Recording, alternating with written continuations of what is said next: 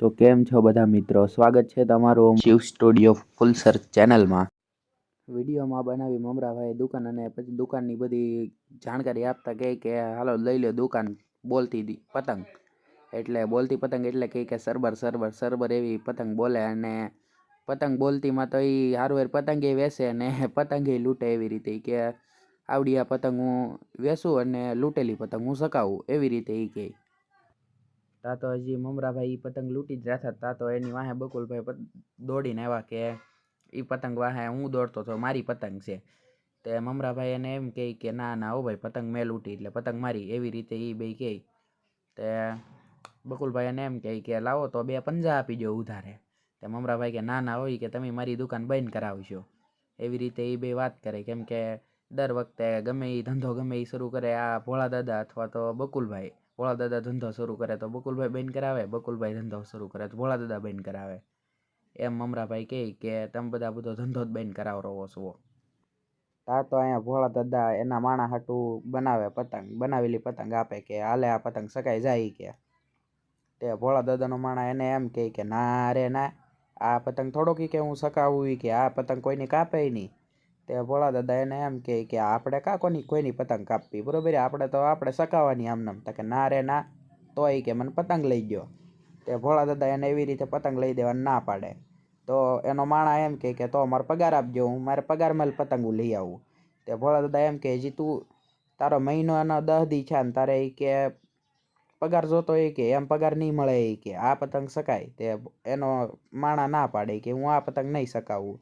તા તો થોડીક વારમાં બકુલભાઈ આવી જાય। બકુલભાઈ એમ કે હું હાલે લે હાલે, ઓલે માણા એમ કે જવો ભોળા દાદા એ કે બનાવી પતંગ। તે બકુલભાઈ દાંત કાઢે, એ કે બનાવેલી પતંગ થોડીક સકાવાની હોય, એ કે જાવ એ કે નવી પતંગો લઈ આવો મોટી, કે મમરાભાઈ વેચે જ છે। તે ભોળા દાદા કે કાંઈ ખર્ચો કરવો નહીં કે પછી પાછા બકુલભાઈ એના માણાને ટૂંકમાં સડાવે કે આ શીકણો કોણ, શીકણું કોણ। તે એનો માણા બોલે રાખે એ કે ભીંડો શીકણો, અને એ કે શીકણું ગુંદર શીકણો, અને આમ તેમ એમ કરે। એમ કરીને ભોળા દાદાને ખીજવાડે, કે ભોળા દાદાને ખીજવાડે એટલે ભોળા દાદા એમ કહી દે ને કે હાલ તને પતંગ લઈ દઉં। તે એના માણે કીધું કે સૌથી મોટા ભોળા દાદા શીકણા છે એ કે। તે બકુલભાઈ કે લે આ લે કે, તે એના ભોળા દાદા એને માણાને ખીજાય કે હું નથી શીકણો, તો એ કે શીકણા ન હોય કે પતંગ લઈ ગયો ને। તે ભોળા દાદા કે હાલ તને ગમે ત્યાંથી પતંગ અપાવું હાલી કે, એમ કરીને એ પતંગ લેવા જાય ને બકોડાને કે હાલ હવે કે તું વાડીની બહાર નીકળી જાય કે।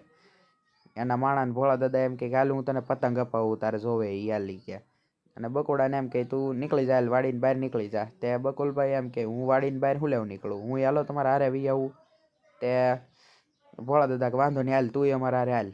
તો પછી મમરાભાઈ દુકાન આવી જાય બકુલભાઈ ભોળા દાદા માણા ને ભોળા દાદા। મમરાભાઈ એમ કે તમે શું લેવા આવ્યા? તે બકુલભાઈ કે હું ઘરાક લઈને આવ્યો। તે મમરાભાઈ કે તમે ઘરાક લઈને આવ્યા, દુકાન બંધ કરાવવા આવ્યા કે મારે તમારે પતંગો વેચવી જ નહીં, તમે કે હળી ભાંગી ગયેલી હોય તો બદલાવ આવો। તે ભોળા દાદા કે હળી ભાંગલી હોય તો કે બદલાવ આવવું જ છે ને।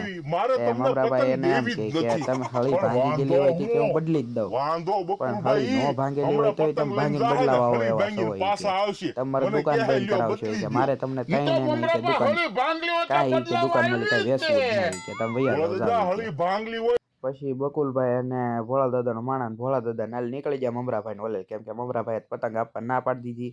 તે ભોળા દાદાએ વિચાર્યું કે હાલો કે આપણે પતંગ લૂંટીએ।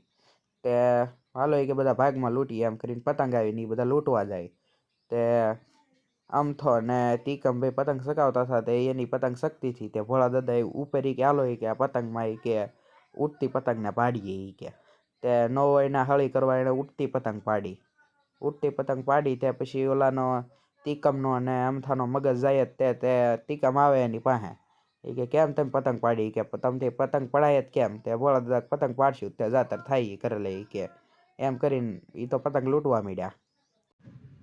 તો મિત્રો આજના વિડીયોમાં આટલું જ। તો કેવો લાગ્યો વિડીયો? આવા જ વિડીયો જોવા માટે સબસ્ક્રાઈબ કરો શિવ સ્ટુડિયો ફૂલસરને। મળશું બીજા એક નવા વિડીયોમાં।